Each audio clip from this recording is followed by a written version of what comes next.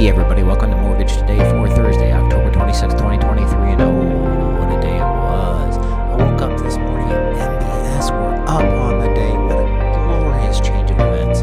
With the current rate environment, we are going to turn our attention towards the 6.5 coupons.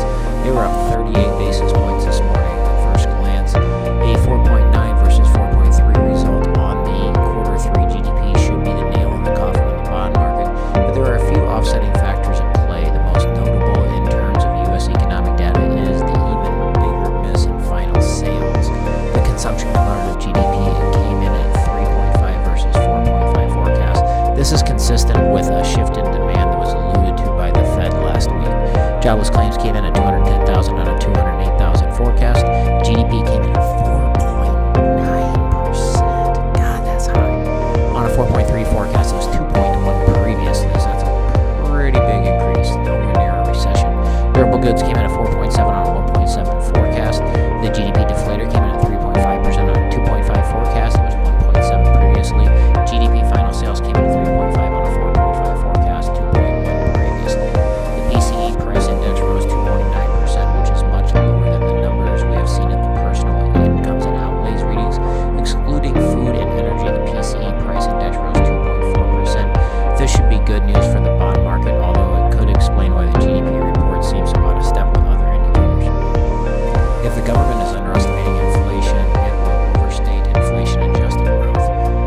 Beyond domestic shores, the ECB announcement has been leading an even bigger rally in European bond markets, and that's helping pull Treasury yields lower, but not significantly lower.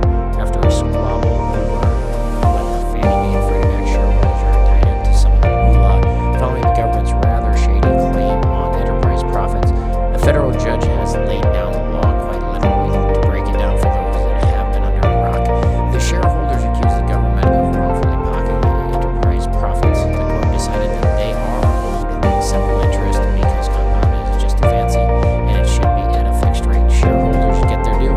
Simple interest at a rate of 5% above the Fed's discount rate from way back in 2012. Maybe now, after the umpteenth trial in the saga, we can all move on. We also had a 7-year Treasury auction today, which came in at 4.908 versus a 4.910 expectation.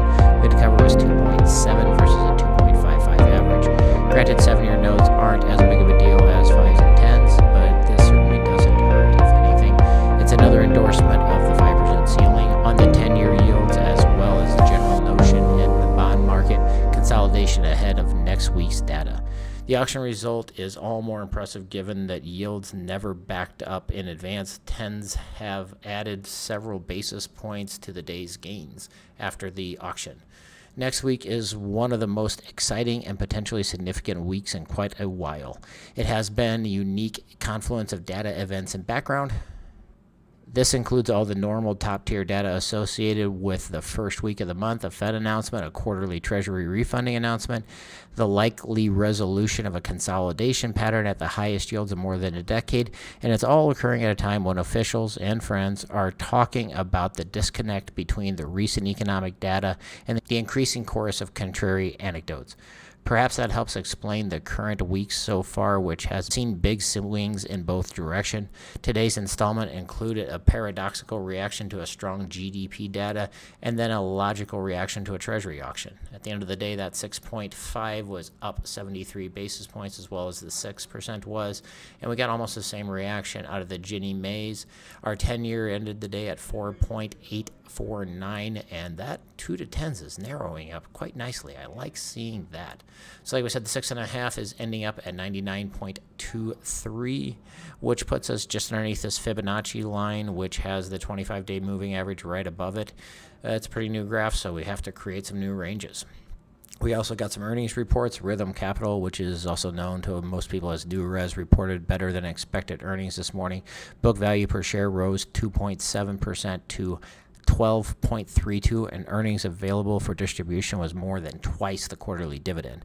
Mortgage REIT Annaly Capital reported earnings yesterday. Book value per share fell 12% compared to quarter two as the environment was inhospitable for mortgage assets. Despite all the bad news, earnings available for distribution did cover the dividend, albeit barely. Annaly stock is down 22.5% over the last 30 days. And then Mortgage REIT AGNC Investment also announced that their book value fell 12% from quarter two to a level of $8.08 per share. They will release full earnings next week on the 30th. AGNC book value declined more than Annaly's, presumably because they don't have MSRs to rely on. We also got a post from our sponsor at thatmakesense.com, and you need to start paying attention to them right now because this is a good one. So it's an audio series on the fantastic book, The Slight Edge. If you want to do great things and you don't know how to get there, The Slight Edge is your answer, so definitely check it out at thatmakesense.com.